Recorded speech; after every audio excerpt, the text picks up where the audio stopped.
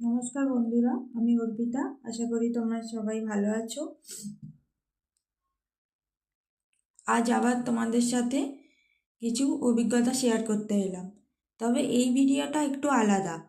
আমি কিছুদিন হলো অনলাইন প্ল্যাটফর্মে এসেছি। এর মধ্যেই তোমরা আমাকে যথেষ্ট সাপোর্ট করেছো, আমাকে এগিয়ে যেতে উৎসাহ দিচ্ছ, আর তার জন্য তোমাদের সকলকে অনেক অনেক ধন্যবাদ।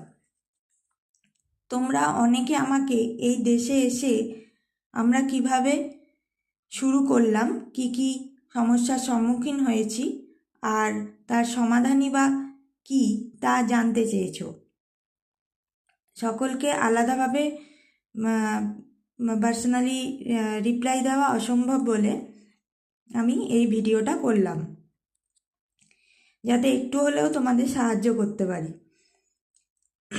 যারা এদেশে আসবো ভাবছো, প্রথমেই বলি এদেশে ভাষার সমস্যা কিন্তু অনেকটাই। কেউ ইংলিশ তেমনভাবে জানে না, কেবল স্প্যানিশেই কমিউনিকেশন করা সম্ভব। আর এখানে এসেই আগে আমাদের স্থায়ী বাসস্থানের জায়গা খুঁজতে হয়েছে। বিভিন্ন রকম অ্যাপসের মাধ্যমে এই কাজটি তোমরা করতে পারো। অ্যাপসগুলির ডিটেলস আমি পরে দিয়ে দেবো।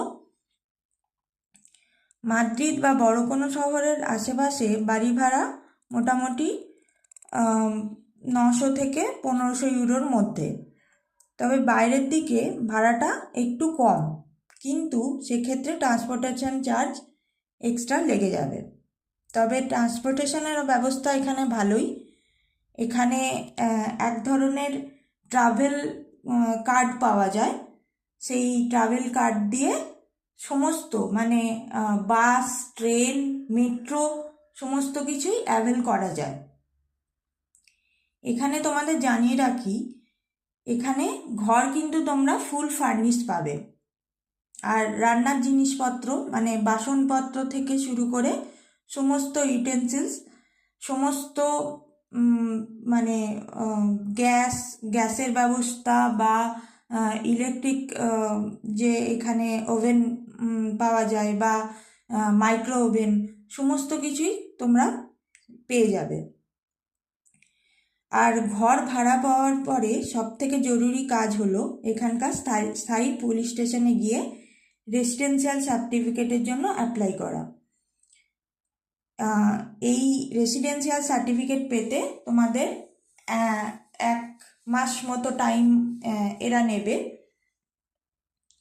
তো এই সার্টিফিকেটটা পাওয়ার পরে তোমাদের স্থানীয় মিউনিসিপ্যালিটিতে গিয়ে রেজিস্ট্রেশন করতে হবে।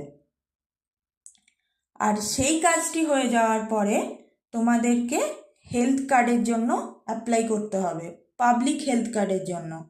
যারা এখানে প্রাইভেট কোম্পানির থ্রু দিয়ে আসছো, মানে তাদের ওয়ার্কিং ভিসাতে আসছো, তাদের কিন্তু কোনো অসুবিধা হবে না, কারণ তারা প্রাইভেট হেলথ কার্ডও পাবে।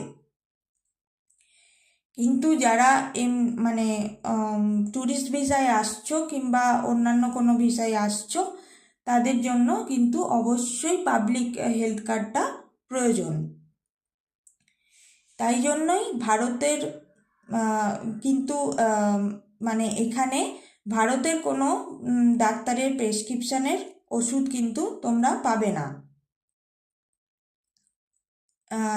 তো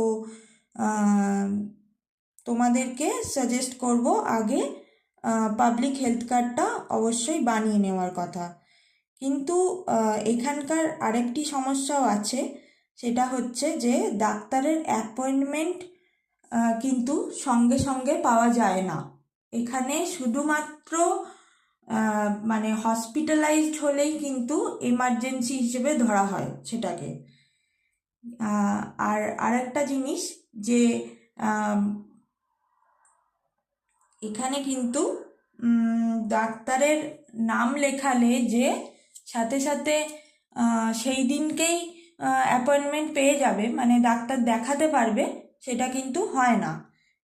অন্তত 2 দিন, মানে 2 দিন পরে তোমাকে অ্যাপয়েন্টমেন্টের ডেট দেওয়া হবে এবং সেই অনুযায়ী তুমি ডাক্তার দেখাতে পারবে আর তারপরেই যে কোনো ফার্মাসিতে গিয়ে তুমি সেই ওষুধ কিনতে পারবে। তো পরের ভিডিওতে তোমাদের আমি এখানে খাবারের জিনিস মানে শাকসবজি, মাছ, মাংস, দুধের প্রোডাক্ট কী কী পাওয়া যায়, কোথা থেকে সেগুলো সংগ্রহ করি, সেই সব কথা বলবো। হ্যাঁ, এই ভিডিওটি ভালো লাগলে অবশ্যই লাইক, কমেন্ট, শেয়ার করো আর আমার পাশে থেকো। সবাই ভালো থেকো।